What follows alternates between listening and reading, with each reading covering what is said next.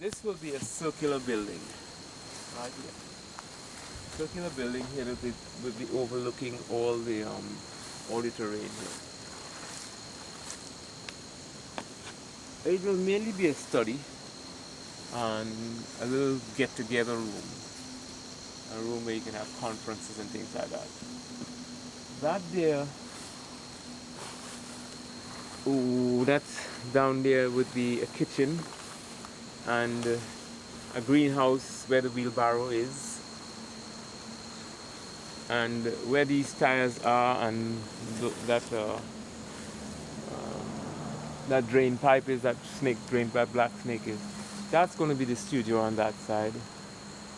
On the right there, that'll be an entrance on that side, maybe a garage or something, but coming into the kitchen and study. And on top here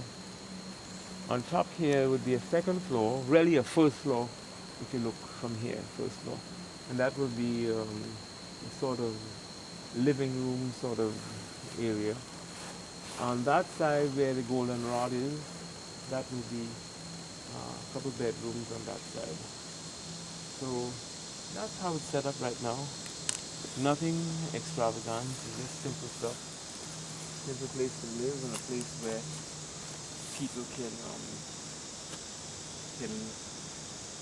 come and spend time and stuff. This is a bathroom area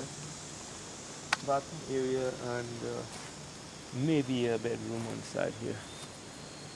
So I'm working at it little by little.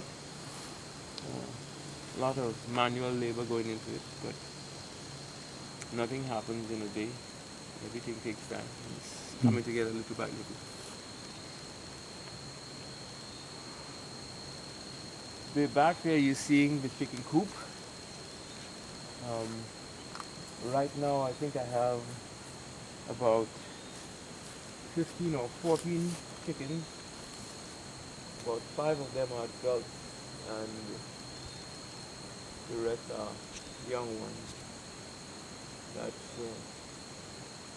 That's going to be a well thought out chicken coop that children can come and have to mark the eggs, because eggs fertilize, probably I should say another way. In using eggs, you need to use the first one laid, and the last one laid is more fertile, so you would want to put that for the chickens to sit on to hatch out young ones. So that's the reason for marking the dates on chicken eggs. Also, the one with the earliest date is the first one to spoil, so you know that one is going to be rotten first. It's a simple thing. How do you mark the dates on the chicken? Well, each chicken lays different eggs, so you want to mark. You pretty much know if you have just 3 hens laying, you know their eggs, you know what they look like. They don't change too much. The eggs are usually similar in color and size. And you want to mark the date that they laid, so you mark both month, day, and year on it. And every month I change from a different color. So one month I will use green, next month I will use red or whatever it is, so that I can quickly look and see if an egg is really old. Well, it's just simple stuff.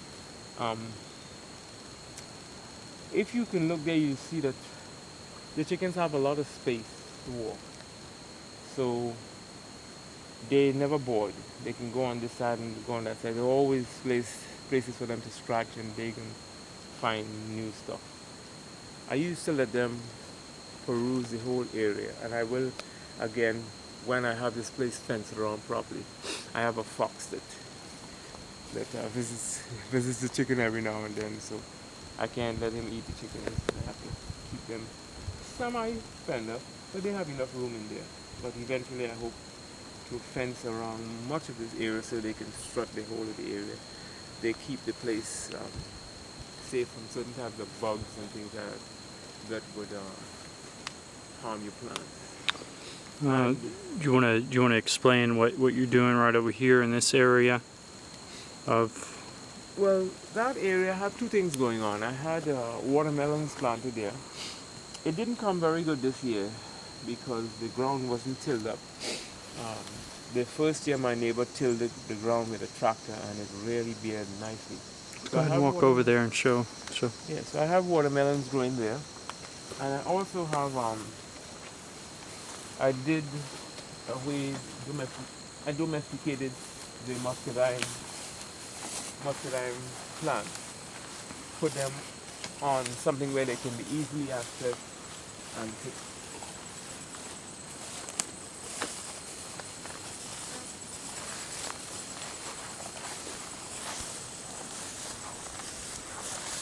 And how many acres did you say you have here? This is 17 acres. 17 acres? Okay. Right now we're on 3 acres. This plot from that lamppost, a little further down that lamppost is just 3 acres. So that's what I'm working with first. Okay. When funds get better, I'll use the other acres. I hope to have a path for horses to roam, Beautiful. winding through the acres. Beautiful. There's a lot of deep places down there, and when there's a lot of rain and stuff, there's some nice little streams with water going down and things like that. So it goes very, very low down in the bottom there. Right. Probably, I would say a dip about maybe 100, 200 feet that goes down there. And there's a stream that flows straight down there all the way to the end, going through my neighbor's land. And it's a powerful stream when in the springtime when it's raining a lot. So I hope to have a horse path going around there where people can just ride for maybe a couple hours before they come around to the next side. Maybe a good 2 hours of riding, turning and going through the terrain. Let's show where you're thinking about the amphitheater for singing and. Oh, okay. Eventually.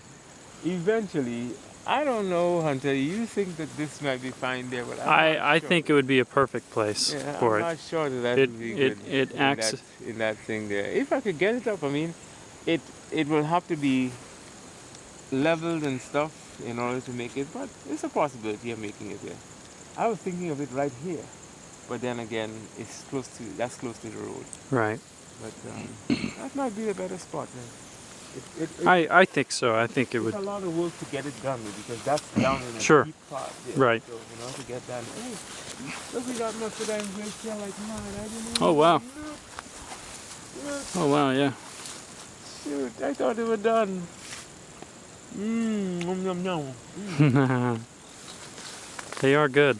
I thought So that's what your vineyard is right here for your muscadine. Yes, that's another thing that I want to do. Make your own wine. Make muscadine wine. Right.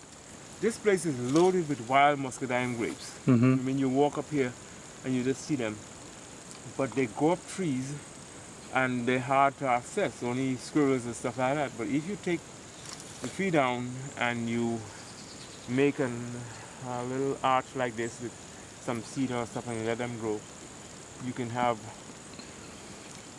kids can come and pick them. See? Mm-hmm. They're not far from here. No adverse side effects. Right. All natural. All natural. Don't spray with anything. Right. That's one thing. Yeah, I was gonna say you don't use any pesticides. You're completely. No pesticides. No synthetic fertilizers. None of that. For obvious reasons. For obvious reasons, but then again, there's another more obvious reason. All those things cost money. If you have some chickens, Sure. you let the chickens do their stuff, you clean out the coop, and you mix the chicken manure with the earth. Mm-hmm. After it, and you put it down for a year or so. And that's the best fertilizer that you can use. I believe it's better than the synthetic stuff that people put on their soil. The side effects of them will not. What about keeping the insects off of them? How do you contend with that? Well, there are several ways to keep insects off them. One of the best ways is to not have all the crops in one place, because then the bugs get accustomed.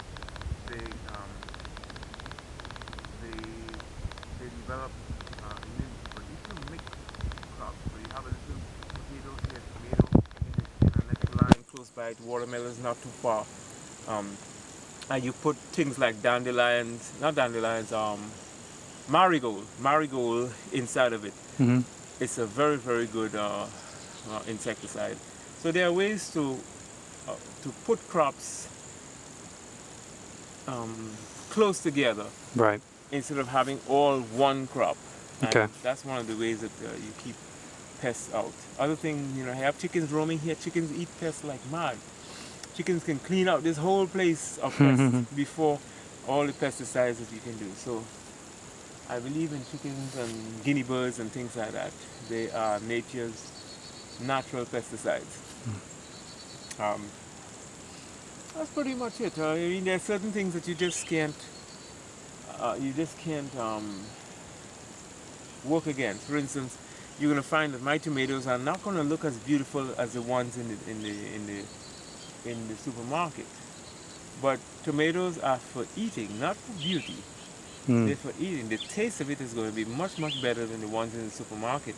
Absolutely. And they may not look as all of them same. Well, they make them all the same so they can box them, things like that.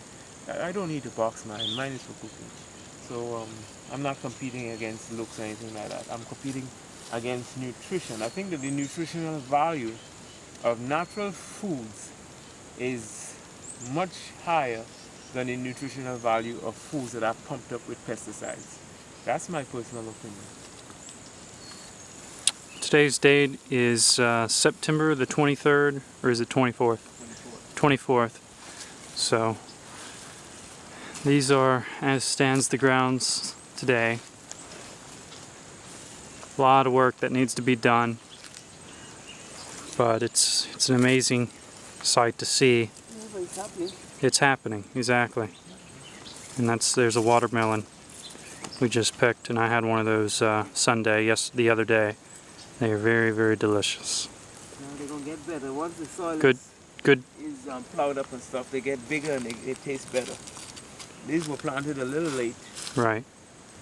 So they're not going to be as good as this ground can produce. But with a little tilling and little chicken manure in this ground, it produces really, really good crop. This is what it does without any tilling and stuff like that. So could you imagine the tilling? Huh. So it sounds good. Well, Neil, thank you for your sage wisdom and showing us the grounds. And we look forward to seeing what becomes of this. Thank you, Hunter. It's always a pleasure. So, all right.